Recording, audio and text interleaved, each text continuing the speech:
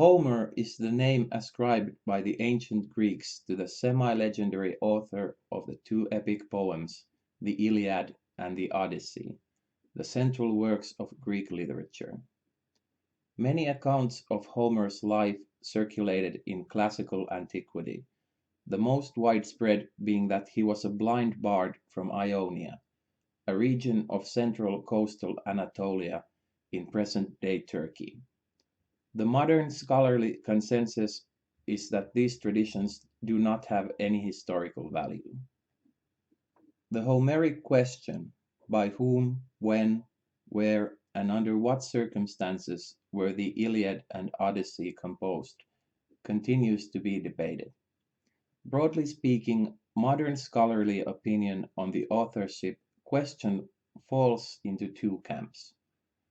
One group holds that the most of the Iliad and, according to some, the Odyssey, is the work of a single poet of genius. The other considers the Homeric poems to be the crystallization of a process of working and reworking by many contributors, and that Homer is best seen as a label for an entire tradition. It is generally accepted that the poems were composed at some point around the late 8th or early 7th century BC. The poems are in Homeric Greek, also known as Epic Greek, a literary language which shows a mixture of features of the Ionic and Aeolic dialects from different centuries. The predominant influence is Eastern Ionic. Most researchers believe that the poems were originally transmitted orally.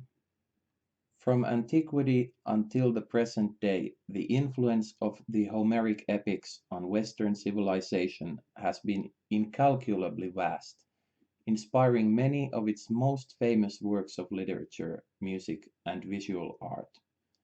The Homeric epics were the greatest influence on ancient Greek culture and education. To Plato, Homer was simply the one who has taught Greece. Ten Hellada Pepaideuken. The chronological period of Homer depends on the meaning to be assigned to the word Homer. Was Homer a single person, an imaginary person representing a group of poets, or the imaginary author of a traditional body of oral myths? If the works attributed either wholly or partially to a blind poet named Homer were really authored by such a person, then he must have had biographical dates, or a century or other historical period, which can be described as the life and times of Homer. If, on the other hand, Homer is to be considered a mythical character, the legendary founder of a guild of rhapsodes, professional performers of epic poetry called the Homeridae, then Homer means the works attributed to the rhapsodes of the guild, who might have composed primarily in a single century or over a period of centuries. Much of the geographic and material content of the Iliad and Odyssey appear to be consistent with the Aegean Late Bronze Age, the time of the florid of Troy, but not yet the time of the Greek alphabet. In a third and last interpretation, the term Homer can be used to refer to traditional elements of oral myth known to, but not originated by the rhapsodes. From these they composed oral poetry, which transmitted information concerning the culture of Mycenaean Greece. This information is often called the world of Homer, or of Odysseus or the Iliad. The Homeric period would in that case cover a number of historical periods, especially the Mycenaean age, prior to the first delivery of a work called the Iliad. Concurrent with the questions of whether there was a biographical person named Homer and what role he may have played in the development of the currently known texts, is the question of whether there ever was a uniform text of the Iliad or Odyssey. Considered word for word, The printed texts as we know them are the product of the scholars of the last 3 centuries. Each edition of the Iliad or Odyssey is a little different. As the editors rely on different manuscripts and fragments, and make different choices as to the most accurate text to use. The term accuracy reveals a fundamental belief in an original uniform text. The manuscripts of the whole work currently available date to no earlier than the 10th century. These are at the end of a missing 1,000-year chain of copies made as each generation of manuscripts disintegrated or were lost or destroyed. These numerous manuscripts are so similar that a single original can be postulated. The time gap in the chain is bridged by the scholia, or notes, on the existing manuscripts, which indicate that the original had been published by Aristarchus of Samothrace in the 2nd century BCE. Librarian of the Library of Alexandria, he had noticed a wide divergence in the works attributed to Homer, and was trying to restore a more authentic copy. He had collected several manuscripts, which he named the Synoptic, the Masiolytic, etc. The one he selected for correction was the Koine, which Murray translates as the Vulgate. Aristarchus was known for his conservative selection of material. He marked lines that he thought were spurious, not of Homer. The entire last book of the Odyssey was marked. The Koine, in turn, had come from the first librarian at Alexandria, Xenodotus, who flourished at the beginning of the 3rd century BCE. He also was attempting to restore authenticity to manuscripts he found in a state of chaos. He set the precedent by marking passages he considered spurious, and by filling in material that seemed to be missing himself. Neither Xenodotus nor Aristarchus mentioned any authentic master copy from which to make corrections. Their method was intuitive.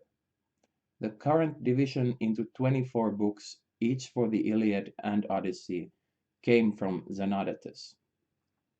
Murray rejects the concept that an authoritative text for the Vulgate existed at the time of Xenodotus.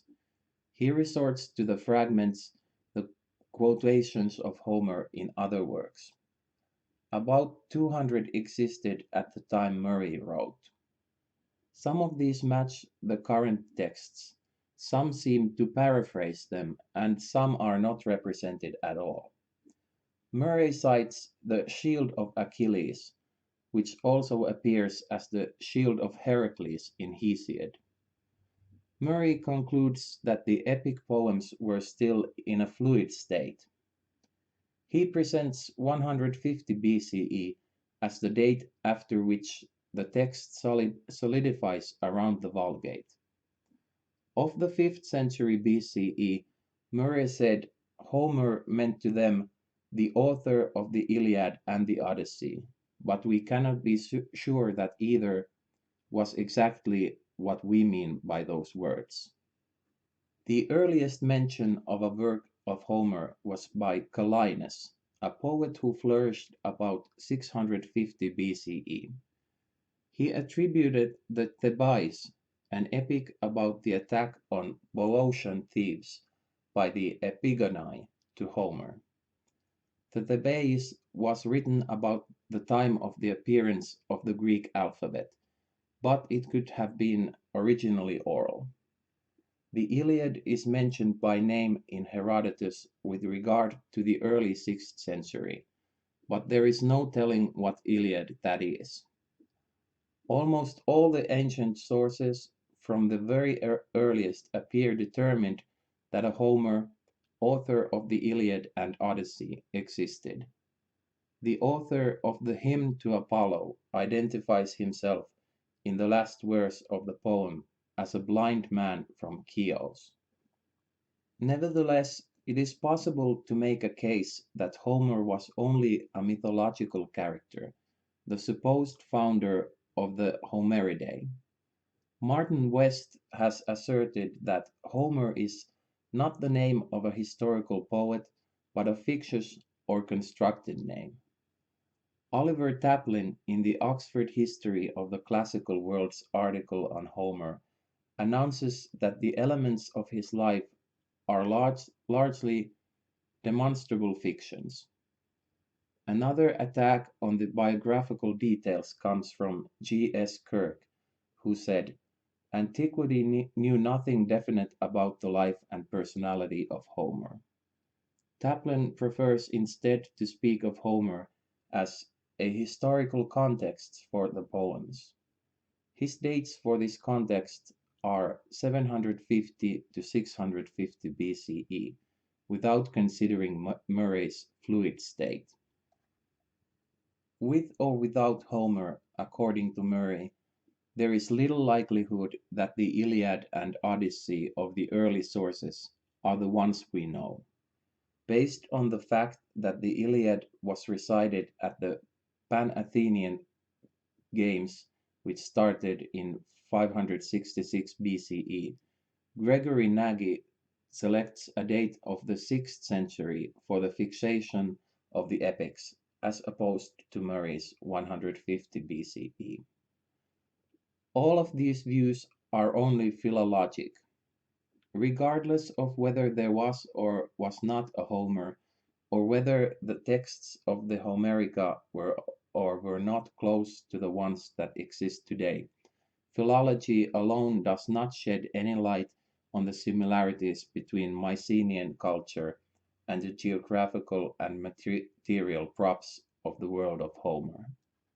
Archaeology, however, continues to support the theory that much detailed information survived in the form of formulae and stock pieces to be combined creatively by the rhapsodes of later centuries.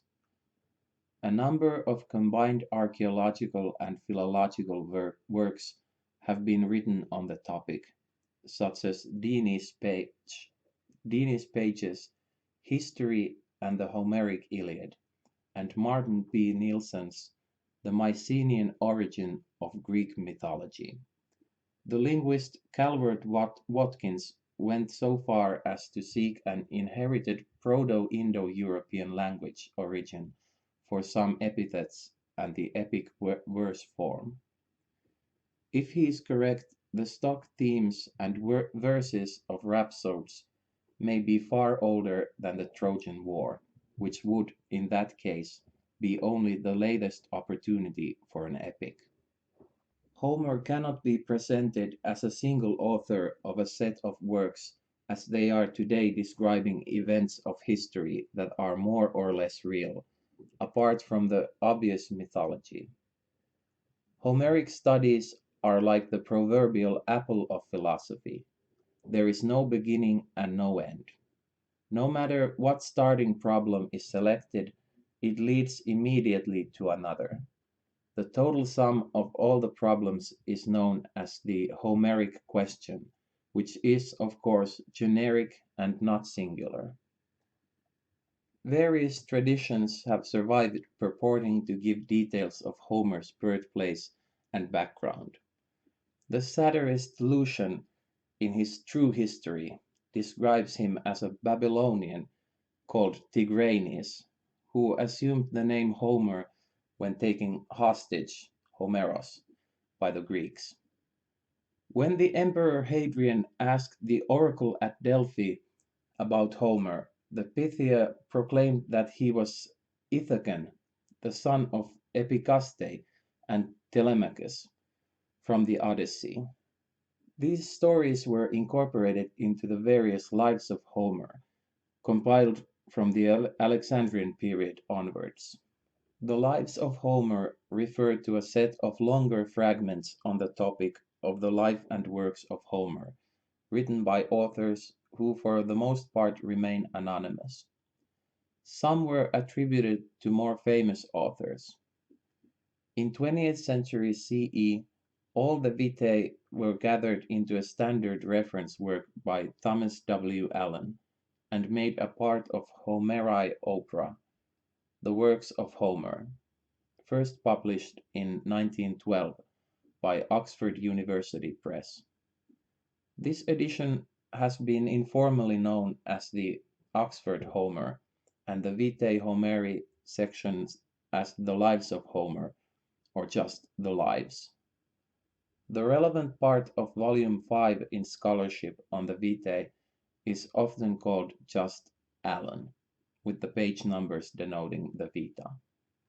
Allen records some several Vitae collected from various sources. The Vita Herodoteia, now known as Pseudo-Herodotus, because probably not of Herodotus. The Cerdamen Homeri et Hesiodi. The two Plutarchi Vitae. Some Vitae identified as fourth. And finally, 7, which is really 3, giving extracts from Eustathius, John Tzetzes, and Suidas, now identified as Hesychius Milesius. Nagy reorganizes the list into 11 Vita 1 through Vita 10, with Plutarch being divided into 3a and 3b. In addition, he adds Vita 11 from the Chrestomathia of Proclus. The varying and contradictory biographical information in these sources is termed humorously by Nagy variations on a theme of Homer, after the model of the names of certain musical compositions. Herodotus estimates that Homer lived no more than 400 years before his own time, which would place him at around 850 BCE or later. Pseudo-Herodotus estimates that he was born 622 years before Xerxes I placed a pontoon bridge over the Hellespont in 480 BCE, which would place him at 1102 BCE, 168 years after the fall of Troy in 1270 BCE. These two endpoints are 252 years apart, representative of the differences in dates given by the other sources. Homer is a name of unknown origin, ostensibly Greek. However, many Greek words, and especially names in the East, where the Greeks were in contact with Eastern language speakers, were loans, approximations, or paraphrases of foreign words. For example, Darius to the Greeks was Darayawa, holding firm the good, to himself and the other Old Persian speakers. Cadmus, overthrown king of Thebes, reported to have been Phoenician, was probably seen as an Easterner, from the Semitic triliteral root Qdm, the East. Priam was perhaps from Luwian Priya Muwa, which means exceptionally courageous. Many names have a derivation from a foreign language, but also fit or partially fit derivations from Proto-Indo-European through Greek. There are but few rules to assist the linguist in identifying which is the most likely. Etymologies for the name Homerus reach beyond the Greek. On the one hand, he may have a Hellenized Phoenician name. West conjectures a Phoenician prototype for Homer's name as a patronymic, Homeridae, male progeny from the line of Homer, sons of speakers, i.e., professional tale-tellers. Here, the patronymic would designate the guild. In Greek, the Homer in Homeridae would have to be in the singular, the implied single ancestor of a clan practicing a hereditary trade. The hypothetical Semitic ancestors are in the plural, where ben can be used for one father, the id construction can never designate a plural father. On the other hand, Proto-Indo-European etymologies are also available. The poet's name is homophonous with Greek homeros, hostage or surety. This word is in the Attic dialect and was a word in general use.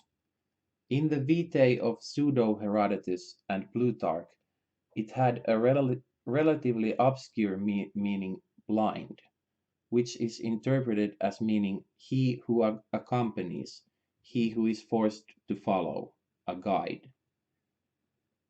The geographic specificity of the word typically is explained by a presumption that it was known mainly in Aeolis, on the coast of Asia Minor, the locale where Homer performed, and therefore is a word of the Aeolic dialect. There is no linguistic reason other than usage for thinking so. The letter eta brands the word as being East Greek, as opposed to the West Greek Cretan form, which has an alpha instead. Ionic and Attic also were East Greek. Proclus Chrestomathia, however, explicitly says the tuploi were called Homeroi by the Aeolians. Throughout Pseudo-Herodotus, Homeros is synonymous with the standard Greek tuplos, meaning blind. The characterization of Homer as a blind bard begins in extant literature with the last verse in the Delian Hymn to Apollo, the third of the Homeric hymns, later cited to support this notion by Thucydides. The author of the hymn claims to be a blind bard from Chios. This claim is quite different from the mere attribution of the hymn to Homer by a third party from a different time. The claim cannot be false without the supposition of a deliberate fraud rather than a mere mistake. Also, critics have long taken as self-referential a passage in the Odyssey describing a blind bard, Demodocus, in the court of the Phaeacian king, who recounts stories of Troy to the shipwrecked Odysseus. Despite the insistence of the surviving sources that Homer was blind, there are many serious objections to the blind theory. A few of the Vitae imply that he was not blind. If he could not write, then he was illiterate and incapable of composition. A large poem would have been beyond the capacity of human memory without the assistance of written cues. Moreover, the images in the poem are very graphic, but a blind man would never have experienced the scenes of the images. Answers exist to all objections. The example of John Milton, who composed and dictated Paradise Lost while totally blind, demonstrates that a blind man can compose an epic. Albert B. Lord's The Singer of Tales on the topic of epics sung by modern rhapsodes shows that epics of that size have been in fact being composed spontaneously from memorized elements in modern times. The problem of visual cues can be solved if Homer can be presumed not to have been blind from birth, but to have become blind, which is the point of view of Pseudo-Herodotus. In the latter source, Homer, after losing his sight to disease, embarks on a career as a wandering rhapsode, or impromptu composer of poems at public gatherings. Either at the beginning of his career or early in it, he assumes a stage name, reputedly the Blind Man, which declares himself to be in the category of blind prophets, who see with inspired inner vision, but not with outer, bringing a sort of divine glamour to the performance. Not all the Vitae agree on the meaning of the name. There is nothing biological about the Greek roots. the word is segmented hom eros, where hom is the Greek homo together and the second r in arariskane joined together, the eta in eros being East Greek. The blind meaning joins together the blind man and his guide. Other unions are certainly possible, provided they are attested. Gregory Nagy uses a phrase phone homerosai, fitting the song together with the voice, found in Hesiod, a contemporary of Homer, to interpret Homeros as he who fits the song together.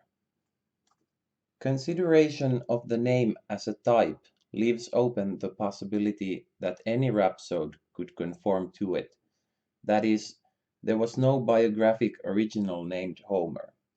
West says, the probability is that Homer was not the name of a historical Greek poet, but is the imaginary ancestor of the Homeridae. Such names in Idai and Adai are not normally based on the name of an historical person. They were upholding their function as rhapsodes or lay stitchers, specializing in the recitation of Homeric poetry. William Eney, examining the sources, counted as many as 19 locations in classical times that claimed Homer as a citizen, including Athens, which accepted Smyrna as Homer's native city, but insisted the city was its colony. The cause of these multiple claims was civic competition for the honor. Eney chose Smyrna because some of the Vitae identify the word Homer as Aeolic, and Smyrna had an Aeolic background. These circumstances give precedence to the longest, most detailed Vita, that of Pseudo-Herodotus, which is one of the sources that identify Smyrna as originally Aeolian. The Aeolians were one of the three major ethnic groups of ancient Greece, the other two being Ionians and Dorians. Aeolians came mainly from Thessaly, occupying also Boeotia at an early date, after the Trojan War, in parallel to the occupation of Peloponnesus by the Dorians. They had their own dialect of East Greek. Hesiod, as a Boeotian, was a member of the group, which is substantiated by the Aeolic phrases related to the name of Homer found in his works. The Aeolians colonized the northwest coast of Asia Minor, calling their region Aeolus and Lesbos. The villages to which they immigrated were already populated by the descendants of the Trojan War population. They were keeping the lore alive, according to Pseudo-Herodotus. Aeolis extended from the coast opposite Lesbos to Smyrna, on the edge of Ionia. The Aeolian League contained 12 cities, including Smyrna. To the south were the 12 cities, or Dodecapolis, of the Ionian League. At about 688 BCE, Smyrna was taken by Colophonians, who had ostensibly come to a festival there and passed into Ionian hands. The political relevance of the two leagues came to a practical end in the latter half of the 5th century BCE, when most of the cities around the Aegean joined or were forced to join the Delian League, a koine implementing the hegemony of Athens. Each city must contribute men and ships or money to a common defense force. The treasury was kept at Athens. The details and conjoined events are the topic of Thucydides' History of the Peloponnesian War. Inscriptions from those times offer a basis for the study of Aeolic. Buck distinguished three dialects: Thessalian, Boeotian, and Lesbian. The Ionian cities in Asia Minor spoke a dialect of Ionic. In the border region between Ionia and Aeolis, it was modified to include features taken from Aeolic, creating an Ionic-Aeolic mixture similar to that of the Homeric poems. For example, Chios had always been a member of the Ionian League, and yet Chian contains a few special characteristics which are of Aeolic origin. The same sort of admixture did not occur at the Ionic-Dorian border in southwestern Anatolia. From the fact that Lesbian acquired more Ionic features in poetry over the course of time, Janko argues for a northward expansion of Ionian population and speech at the expense of the Aeolians. Aeolic was gradually assimilating to Ionic, but after the 5th century BCE, both began to assimilate to the now widespread sister dialect of Ionic, Attic, and the Koine that developed from it in the Hellenistic period. Attic began to appear in the inscriptions of Ionia in the 4th century BCE and had displaced Ionian by about 100 BCE. In 281 BCE, the new kingdom of Pergamon acquired the Aeolic coast of Anatolia, separating Lesbian, which was gone from the kingdom by the 3rd century BCE. Lesbian went on until the 1st century CE and was the last Aeolic dialect to disappear. G. S. Kirk, who tends to be somewhat skeptical concerning the biographic details given in the Vitae, at least extends a limited credibility to some basic circumstances as at all plausible. Homer is most frequently said to have been born in the Ionian region of Asia Minor, at Smyrna or on the island of Chios, dying on the Cycladic island of Eos. These areas were either Aeolian or partially so. Smyrna had not yet been taken by the Ionians. Chios had been settled by pre-Hellenic tribesmen from Thessaly, but the language remains unknown. They may have been Aeolic speaking. The association with Chios dates back to at least Simonides of Amorgos, who cited Iliad 6:146 as by the man of Chios. An eponymous bardic guild known as the Homeridae, sons of Homer, or Homeristae, Homerizers, existed there, tracing descent from an ancestor of that name. On Eos were used some words known to be Aeolic. For example, Homerion was one of the names for a month in the calendar of Eos.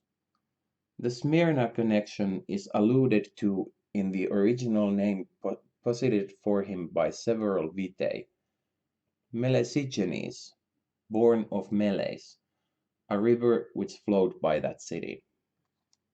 The poems give evidence of familiarity with the natural details and place names of this area of Asia Minor. For example, Homer refers to meadow birds at the mouth of the Caistros, a storm in the Icarian Sea, and mentions that women in Maeonia and Caria stain ivory with scarlet. However, Homer also had a geographical knowledge of all Mycenaean Greece that has been verified by discovery of most of the sites. Wilhelm Dürpfeld, the classical archaeologist, suggests that Homer had visited many of the places and regions which he describes in his epics, such as Mycenae, Troy, and more. According to Diodorus Siculus, Homer had even visited Egypt. The Roman satirist Lucian depicts Homer as a Babylonian named Tigran, who accepted the name Homer after he had been taken captive by the Greeks, claiming that his name, Omeros, means hostage. Some Vitae depict Homer as a wandering minstrel, like Thamyris or Hesiod, who walked as far as Chalcis to sing at the funeral games of Amphidamas. We are given the image of a blind begging singer who hangs around with little people, shoemakers, fishermen, potters, sailors, elderly men in the gathering places of harbor towns. The poems, on the other hand, give us evidence of singers at the courts of nobility. There is a strong aristocratic bias in the poems demonstrated by the lack of any major protagonists of non-aristocratic stock, and by episodes such as the beating down of the commoner Thersites by the king Odysseus for daring to criticize his superiors. Scholars are divided as to which category, if any, the court singer or the wandering minstrel, the historic Homer, belonged. Most of the 12 Vitae have little concern for historicity. Scorialensis first says, "We only hear the report and do not know anything." Most therefore report several origin stories. They are typically at least in part mythical. Whether the latter are given unfeigned credibility is not clear. For instance, Homer was the son of the river Meles and a nymph. Pseudo-Plutarch the First, relying less on mythology, presents as an alternative genealogy that makes Homer and Hesiod cousins. The only account that presumes a historical character and a real-life setting without resorting to mythology is the more lengthy Pseudo-Herodotus, Life of Homer. The Greeks of the 6th and early 5th centuries BCE understood by the works of Homer generally the whole body of heroic tradition as embodied in hexameter verse. The entire epic cycle was included. The genre included further poems on the Trojan War, such as the Little Iliad, the Nostoi, the Cypria, and the Epigoni, as well as the Theban poems about Oedipus and his sons. Other works, such as the corpus of Homeric hymns, the comic mini-epic Batrachomyomachia, the Frog-Mouse War, and the Margides, were also attributed to him. Two other poems, the Capture of Oechalia and the Phocaeus, were also assigned Homeric authorship. Herodotus mentions both the Iliad and the Odyssey as works of Homer. He quotes a few lines from them both, which are the same in today's editions. The passage quoted from the Iliad mentions that Paris stopped at Sidon before bringing Helen to Troy. From the fact that the Cypria has Paris going directly to Troy from Sparta, Herodotus concludes that it was not written by Homer. In Works and Days, Hesiod says that he crossed to Euboea to contend in the games held by the sons of Amphidamas at Chalcis. There he won with a hymnos and took away the price of a tripod, which he dedicated to the muses of Mount Helicon, where he first began with Aeoide, song. One of the Vitae, the Certamen, picks up this theme. Homer and Hesiod were contemporaries, it says. They both attended the funeral games of Amphidamas, conducted by his son Ganictor, and both contended in the contest of Sophia, wit. In it, one was required to ask a question of the other, who must reply in verse. Unable to decide, the judge had them each recite from their poems. Hesiod quoted Works and Days, Homer the Iliad, both citing texts as they are now. But neither poem can then have been the modern version. Hesiod cannot have described beforehand the very event in which he was participating. The Iliad is supposed to have been written already, but it is not called that, however. The victory was given to Hesiod because his poem was about peace, while Homer's poem was about war. After the contest, Homer continued his wandering, composing and reciting epic poetry. The Certamen mentions the Thebaid, quoting the first line, which differs but little from the first line of the Iliad as it is now. It had 7,000 lines, as did the subsequent Epigone, with a similar first line. The Certamen qualifies the attribution to Homer with "some say."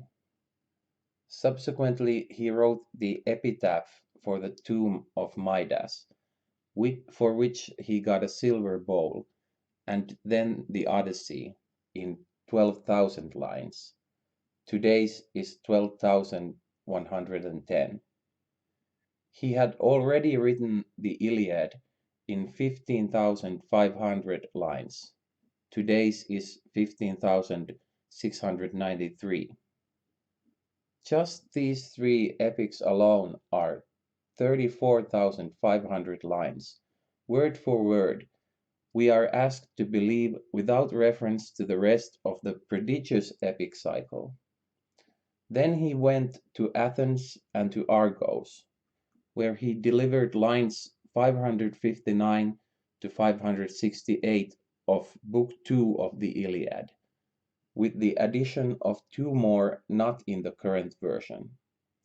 Subsequently, he went to Delos, where he delivered the Hymn to Apollo, and was made a citizen of all the Ionian states. Finally, he went to Eos, where he slipped on some clay and suffered a fatal fall. The term epikos kuklos, epic cycle, refers to a series of 10 epic poems written by different authors, purporting to tell an interconnected sequence of stories covering all Greek mythology. Themes were selected from them for Greek drama as well.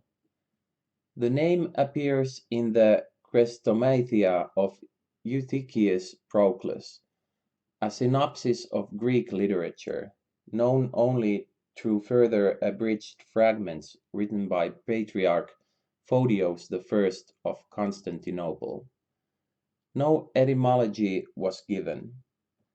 Evelyn White hypothesizes that they were written around the Iliad and Odyssey and had a clearly imitative structure. In this view, Homer need have written no more than the Iliad or the Iliad and the Odyssey, with the Homeridae responsible for all the rest. The unity of theme and structure came from the close association of the authors in the guild or school. Proclus does not subscribe to the authorships of the Certamen. He provides the names of other authors where they were available in his sources. These 10 epics, of which only Photius's abridgments of Proclus' synopsis survive, and scattered fragments of other authors in other times, are as follows.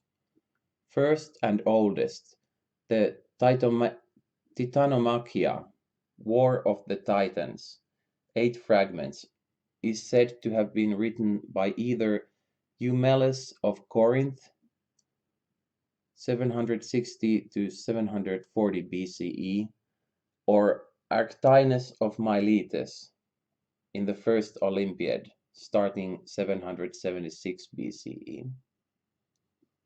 The Theban cycle consists of 3 epics: the Oedipodeia, story of Oedipus, 6,600 lines by Kinaethon of Sparta, 764 BCE; the Thebaid, attributed to Homer; and Epigoni, attributed to Homer. The Trojan cycle consists of 6 epics and the Iliad and Odyssey, 8 in all. Cypria in 11 books, attributed to either Homer, Stasinus, a younger contemporary of Homer, or one Hegesias. Ethiopis in 5 books, sequent of the Iliad, which is sequent of Cypria by Arctinus. Ilias Micra, Little Iliad, in 4 books by Lesches of Mytilene, 660 BCE. Iliopersis, Sack of Ilium, by Arctinus. Nostoi, Returns, by Agaius of Trozen, 740 BCE, and Telegony, by Eugamon of Cyrene, 567 BCE. The idea that Homer was responsible for just the 2 outstanding epics, the Iliad and the Odyssey, did not win consensus until 350 BCE. While many, such as Gregory Nagy and Martin West, find it unlikely that both epics were composed by the same person, others, such as W. B. Stanford, argue that the stylistic similarities are too consistent to support the theory of multiple authorship. One view, which attempts to bridge the differences, holds that the Iliad was composed by Homer in his maturity, while the Odyssey was a work of his old age. The Patrachomyomachia, Homeric hymns, and cyclic epics are generally agreed to be later than the Iliad and the Odyssey. Most scholars agree that the Iliad and Odyssey underwent a process of standardization and refinement out of older material beginning in the 8th century BCE. An important role in this standardization appears to have been played by the Athenian tyrant Hipparchus, who reformed the recitation of Homeric poetry at the Pan-Athenaic festival. Many classicists hold that this reform must have involved the production of a canonical written text. Other scholars still support the idea that Homer was a real person.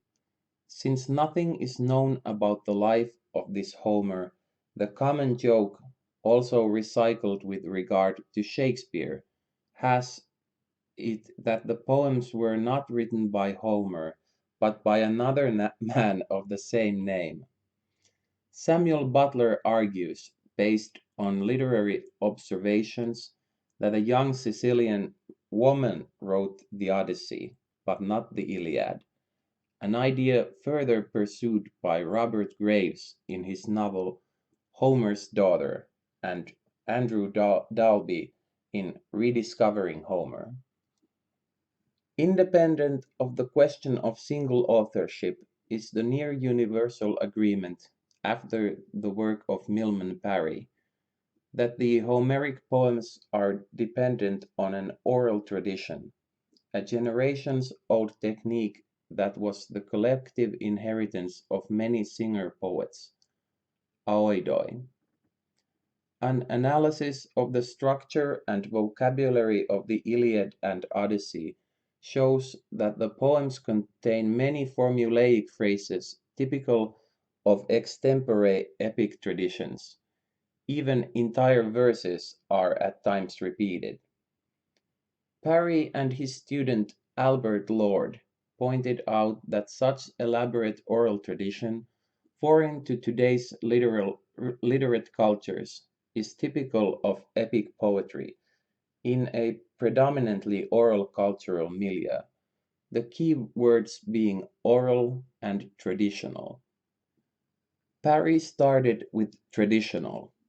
The repetitive chunks of language, he said, were inherited by the singer poet from his predecessors and were useful to him in composition. Parry called these repetitive chunks formulas. Exactly when these poems would have taken on a fixed written form is subject to debate. The traditional solution is the transcription hypothesis, wherein a non-literate Homer dictates his poem to a literate scribe between the 8th and 6th centuries BCE.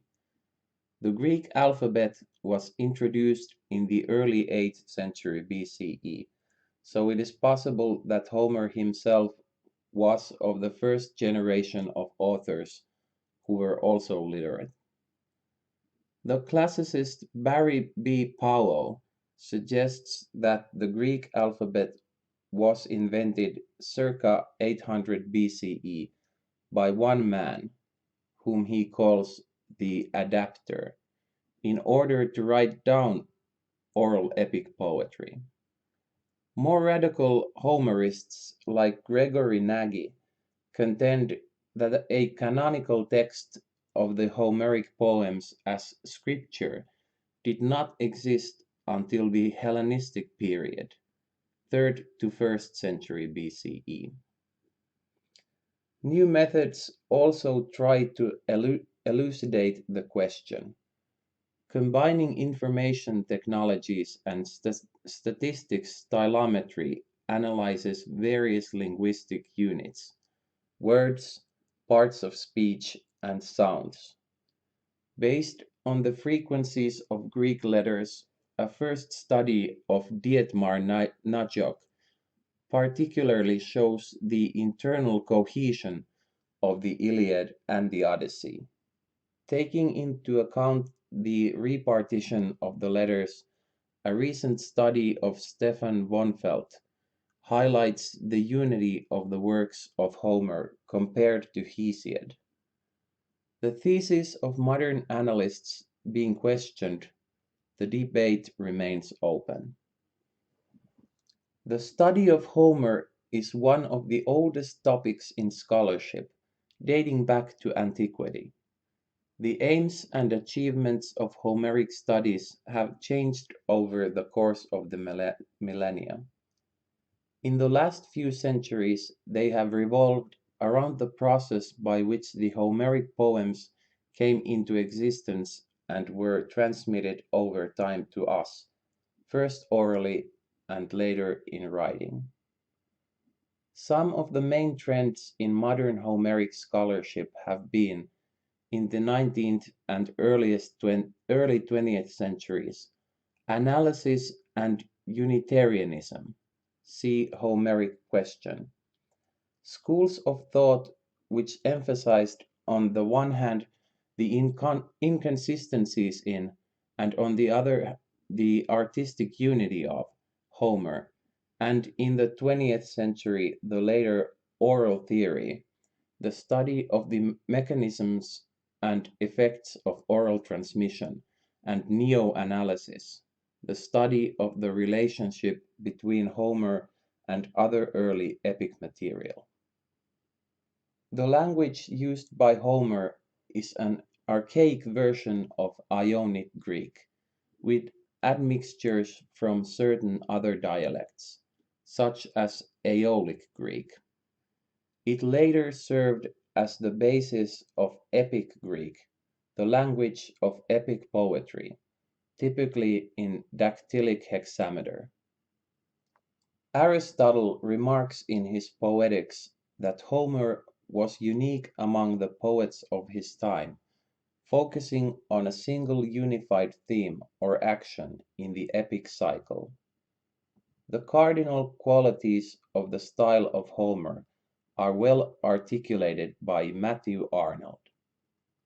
The translator of Homer should above all be penetrated by a sense of four qualities of his author: that he is eminently rapid, that he is eminently plain and direct, both in the evolution of his thought and in the expression of it, that is, both in his syntax and in his words; that he is eminently plain and direct in the substance of his thought, that is, in his matter and ideas; and finally, that he is eminently noble. The peculiar rapidity of Homer is due in great measure to his use of hexameter verse. It is characteristic of early literature that the evolution of the thought, or the grammatical form of the sentence, is guided by the structure of the verse, and the correspondence which consequently obtains between the rhythm and the syntax, the thought being given out in lengths, as it were, and these again divided by tolerably uniform pauses, produces a swift flowing movement such as is rarely found when periods are constructed without direct reference to the meter. That Homer possesses this rapidity without falling into the corresponding faults, that is, without becoming either fluctuant or monotonous, is perhaps the best proof of his unequaled poetic skill. The plainness and directness of both thought and expression which characterize him were doubtless qualities of his age, but the author of the Iliad, similar to Voltaire, to whom Arnold happily compares him, must have possessed this gift in a surpassing degree. The Odyssey is in this respect perceptibly below the level of the Iliad. Rapidity or ease of movement, plainness of expression, and plainness of thought are not distinguishing qualities of the great epic poets Virgil, Dante, and Milton. On the contrary, they belong rather to the humbler epico-lyrical school for which Homer has been so often claimed. The proof that Homer does not belong to that school, and that his poetry is not in any true sense ballad poetry, is furnished by the higher artistic structure of his poems, and, as regards style, by the fourth of the qualities distinguished by Arnold, the quality of nobleness. It is his noble and powerful style, sustained through every change of idea and subject, that finally separates Homer from all forms of ballad poetry and popular epic. Like the French epics, such as the Chanson de Roland, Homeric poetry is indigenous and, by the ease of movement and its resultant simplicity, distinguishable from the works of Dante, Milton, and Virgil. It is also distinguished from the works of these artists by the comparative absence of underlying motives or sentiment. In Virgil's poetry, a sense of the greatness of Rome and Italy is the leading motive of a passionate rhetoric, partly veiled by the considered delicacy of his language. Dante and Milton are still more faithful exponents of the religion and politics of their time. Even the French epics display sentiments of fear and hatred of the Saracens, but in Homer's works the interest is purely dramatic. There is no strong antipathy of race or religion. The war turns on no political events. The capture of Troy lies outside the range of the Iliad, and even the protagonists are not comparable to the chief national heroes of Greece. So far as can be seen, the chief interest in Homer's works is that of human feeling and emotion, and of drama. Indeed, his works are often referred to as dramas. The excavations of Heinrich Schliemann at Hisarlik in the late 19th century provided initial evidence to scholars that there was an historical basis for the Trojan War. Research into oral epics in Serbo-Croatian and Turkic languages, pioneered by the aforementioned Parry and Lord, began convincing scholars that long poems could be preserved with consistency by oral cultures until they are written down. The decipherment of Linear B in the 1950s by Michael Ventris and others convinced many of a linguistic continuity between 13th century BCE Mycenaean writings and the poems attributed to Homer. It is probable, therefore, that the story of the Trojan War, as reflected in the Homeric poems, derives from a tradition of epic poetry founded on a war which actually took place. It is crucial, however, not to underestimate the creative and transforming power of subsequent tradition. For instance, Achilles, the most important character of the Iliad, is strongly associated with southern Thessaly, but his legendary figure is interwoven into a tale of war whose kings were from the Peloponnese. Tribal wanderings were frequent and far-flung, ranging over much of Greece and the eastern Mediterranean. The epic weaves brilliantly the disiecta membra, scattered remains, of these distinct tribal narratives, exchanged among clan bards, into a monumental tale in which Greeks join collectively to do battle on the distant plains of Troy. In the Hellenistic period, Homer was the subject of a hero cult in several cities. A shrine, the Homeraion, was devoted to him in Alexandria by Ptolemy IV Philopator in the late 3rd century BCE. This shrine is described in Aelian's 3rd century CE work Varia Historia. He tells how Ptolemy placed in a circle around the statue of Homer all the cities who laid claim to Homer, and mentions a painting of the poet by the artist Galaton, which apparently depicted Homer in the aspect of Oceanus as the source of all poetry. A marble relief found in Italy but thought to have been sculpted in Egypt depicts the apotheosis of Homer. It shows Ptolemy and his wife or sister Arsinoe III standing beside a seated poet, flanked by figures from the Odyssey and Iliad, with the nine muses standing above them and a procession of worshippers approaching an altar believed to represent the Alexandrine Homereion. Apollo, the god of music and poetry, also appears, along with a female figure tentatively identified as Mnemosyne, the mother of the Muses. Zeus, the king of the gods, presides over the proceedings. The relief demonstrates vividly that the Greeks considered Homer not merely a great poet, but the divinely inspired reservoir of all literature.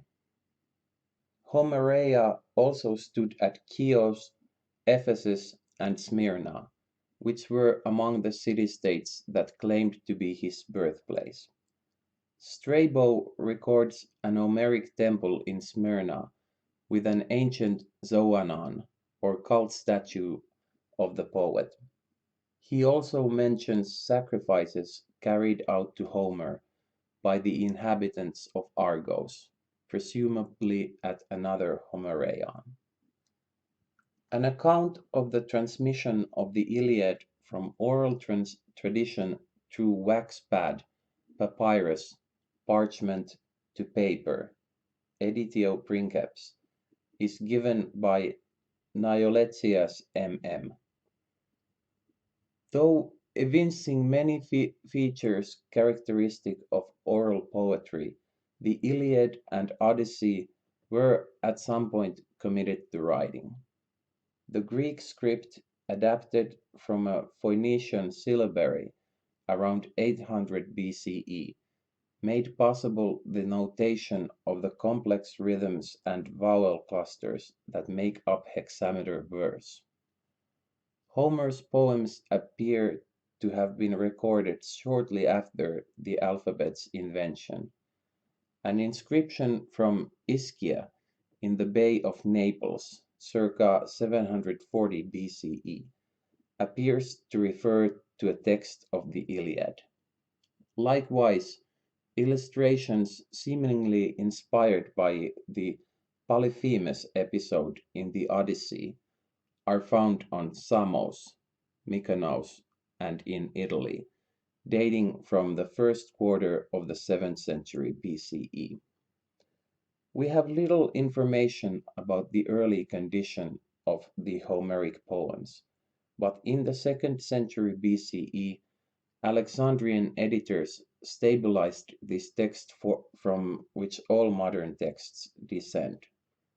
Homer's works, which are about 50% speeches, provided models in persuasive speaking and writing that were emulated throughout the ancient and medieval Greek worlds. Fragments of Homer account for nearly half of all identifiable Greek literary papyrus finds in Egypt. In late antiquity, knowledge of Greek declined in Latin-speaking Western Europe, and along with it, knowledge of Homer's poems. It was not until the 15th century CE that Homer's work began to be read once more in Italy. By contrast, it was continually read and taught in the Greek-speaking Eastern Roman Empire, where the majority of the classics also survived. The first printed edition appeared in 1488, edited by Demetrius Chalcocondyles, and published by Bernardus Nerlius, Nereus Nerlius, and Demetrius Damilas in Florence, Italy.